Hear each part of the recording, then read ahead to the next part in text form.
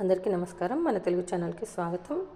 మనము వర్ణమాలను వివరించుకుందాం. వర్ణమాలలు ఎన్ని భాగాలుగా విభజించారు, ఎన్ని అక్షరాలు ఉన్నాయి అన్నీ దీంట్లో వివరంగా నేర్చుకుందాం. చూడండి, తెలుగు భాషలో 56 అక్షరాలు ఉన్నాయి. అవి 3 రకాలుగా విభజించారు: అచ్చులు, హల్లులు, ఉభయాక్షరాలు. అవి ఏంటంటే అ, ఆ, ఇ, ఈ, ఉ, ఊ, రు, రు, లుల్లు. ఇవి తీసివేశారు. ఏ, ఏ, ఐ, ఓ, ఓ, ఔ. ఇందులో రు మరియు లుల్లు అనే 3 అక్షరాలు ప్రస్తుతం ఉపయోగంలో లేవు. ఎందుకంటే వీటితో పదాలు లేవు కాబట్టి మనకి ఎక్కువగా వాడుకలో లేవు. కొంతమంది నేను వీడియోలు చేస్తూ ఉంటే అడుగుతూ ఉంటారు, క్వశ్చన్స్ వేస్తున్నారు. మీకు 56 అక్షరాలని ఎలా చెప్తున్నారు మీరు అంటూ క్వశ్చన్స్ వేస్తున్నారు. వాళ్ళ కోసం ఈ వీడియో చేస్తున్నాను. చూడండి, కొన్ని లెటర్స్ని మనకి ఆధునిక భాష అని తెలుగులో వచ్చిన తర్వాత వీటితో పదాలు లేవని చెప్పి ఈ లుల్లులని కొన్ని లెటర్స్ని తీసివేయడం జరిగింది. అది నేను ఈ వీడియోలో మీకు వివరంగా ఇస్తున్నాను. మీరు చూసి అర్థం చేసుకుంటారని నేను అనుకుంటున్నాను. 3 అక్షరాలు ఉపయోగంలో లేవు. రు, ఐ, ఔలతో వచ్చే మాటలు మన భాషలో చాలా తక్కువ. రు, ఐ, ఔ చాలా తక్కువగా ఉన్నాయి. అందుకోసం వీటిని తీసివేశారు. ఈ రు బదులు రా కొమ్మిస్తే రు లెటర్ని వాడుతున్నారు. అందుకోసమని తీసేయడం జరిగింది. హల్లులు 37. చూడండి, వీటిలో కూడా చాలా లెటర్స్ తీసేయడం జరిగింది. కానీ మనం నేర్పిస్తూ ఉంటాము. అలా నేర్పిస్తున్నాను. నేను ఆధునిక భాష అక్షరాలు నేర్పిస్తున్నాను, ప్లస్ ఈ పాతకాలంలోని అక్షరమాల కూడా నేర్పిస్తున్నాను. మీరు చూసి అర్థం చేసుకోండి. క, ఖ, గ, ఘ, ఇన్యా, చ, ఛ, ఛ, జ, ఝ, ఝ, ఇని.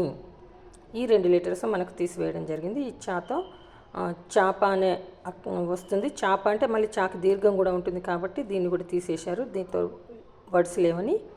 ఈ జాతో కూడా జల్లెడ వస్తుంది. దీన్ని కూడా తీసివేయడం జరిగింది. టఠ, డ, ఢ, అణ, తథ, దధ, న, పప, బ, భ, మ, యా, రా, బండిరా అని తీసేశారు. దీన్ని ఈ రాతోటి మనము లెటర్స్ ఎక్కువగా మర్రి అని అంటే ఈ రా బండిరా ఉపయోగిస్తాం. కానీ ఇప్పుడు ఆధునిక భాష వచ్చిన తర్వాత ఈ రానే ఉపయోగిస్తున్నాం. రా కింద రావత్తు. యా, రా, రా, బండిరా, ల, అళ, వా, షే, షా, సాహ. ఈ అలాను కూడా మనము లానే ఉపయోగిస్తున్నారు. అలా కూడా బహువచనంలో వస్తుంది. ముళ్ళు, నాళ్ళు, కళ్ళు ఇలాంటి వర్డ్స్ మనము ఈ లెటర్ను ఉపయోగిస్తాం. ఛ, జ, బండిరా అనే అక్షరాలు నేడు మన వాడుక భాషలో లేవు. ఛ, జాల బదులు చ, జాలను బండిరా బదులు రా అక్షరాన్ని రాస్తున్నాం. ఉభయాక్షరాలు. ఈ ఉభయాక్షరాలు మనకి 3 ఉంటాయి. అవి సున్నా, అరసున్నా, విసర్గ. ఈ అరసున్నా అనేది మనకు పోయంలలో వస్తుంది. మనకు తెలుగు పద్యాలు ఉన్నాయి కదా, మనం నేర్పించుకోవాలి. మనకి ఆధునిక భాషలో తీసివేసినా కూడా ఈ అక్షరాలన్నీ మనం నేర్చుకొని ఉండాలి. ఎందుకంటే మనకు నన్నయ్య రాసినటువంటి, వాల్మీకి రాసినటువంటి రామాయణం కానీ ఏదైనా కానీ మనకి ఆ పద్యాలలో మనకి ఇవి వస్తూ ఉంటాయి అరసున్నాలు. అందుకోసమని మనం కంపల్సరీగా ఈ అరసున్నాను కూడా పిల్లలకి నేర్పించడం అంటే చేయాలి.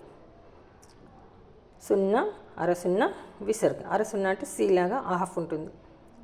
వీటికి స్వతంత్ర ఉచ్చారణ లేదు. అంటే సున్నా అంటాం మనం. కా పక్కన పెడితే కమ్ అవుతుంది, ఆ పక్కన పెడితే అమ్, దీ పక్కన పెడితే దిమ్, ఇలా చదువుతాం మనం. అరసున్నా కూడా అంతే. లీలం గట్టి అలాంటి వర్డ్స్ని ఉపయోగిస్తాం. విసర్గ కూడా అంతఃపురము అలాంటి పదాలను ఉపయోగించేటప్పుడు విసర్గ యూజ్ చేస్తాం.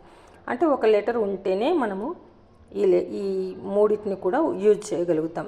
దీన్నే ఉభయాక్షరాలు అంటాం. అంటే ఈ అచ్చులతోటి, హల్లులతోటి 2 అక్షరాల పక్కన ఈ లెటర్స్ని పెడితే వాటిలాగానే పలుకుతాయి. ఈ పక్కన పెడితే ఇమ్ అవుతుంది, చా పక్కన పెడితే చమ్ అవుతుంది.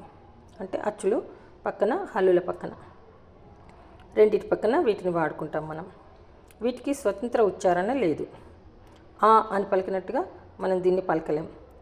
కమ్మ